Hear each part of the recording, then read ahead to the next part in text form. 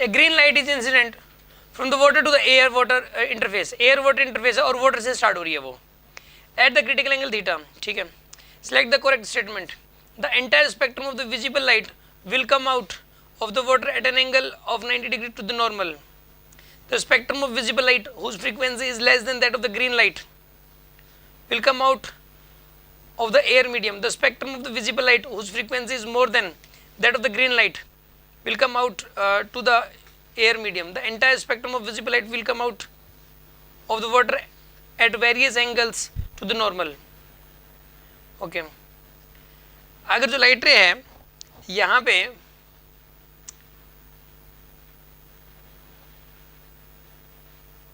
ये green light is incident, green light इसने mention कर दी क्वेश्चन में, a green light is incident from the water to the air water interface, from water to the air water interface at an angle at the critical angle theta.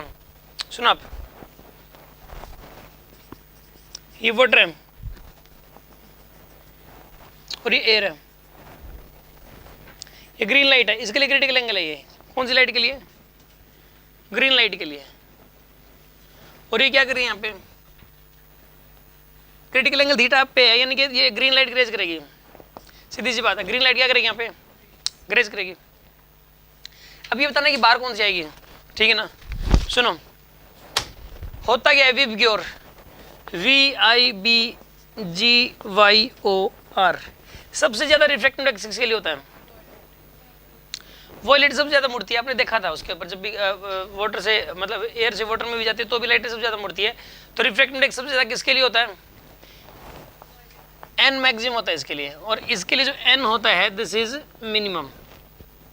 इसके लिए refractive index सबसे ज्यादा और इसके लिए सबसे कम होता है।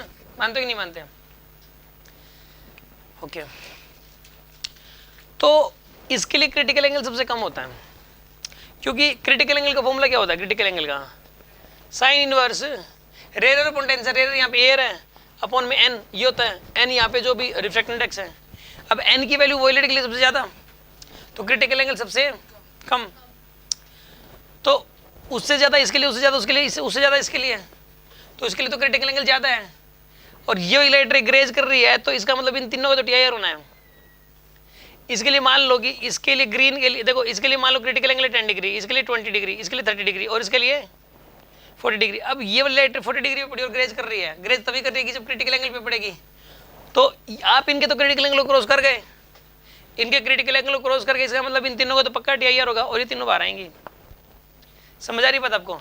याद रखिए जो 7 कलर्स होते हैं ना, उसमें से बीच की कोई भी लाइट रे अगर ग्रेज कर रही है, जैसे ब्लू वाली ग्रेज कर रही है, तो उसके नीचे वाली बाहर आती है, उसके नीचे वाली बाहर आती है, और जो ऊपर वाली वो अंदर रह जाती है। विबग्योर लिख लिया करो आप। अब एक बात बताओ, मान लो वॉयलेट है, वो ग्रेज कर रही है, तो नीचे सारी बाहर आ जाएंगी। और मान लो वॉयलेट का ही TIR हो रहा है, तो सबका TIR होगा पक्का है। नहीं, अगर वॉयलेट का TIR हो रहा है,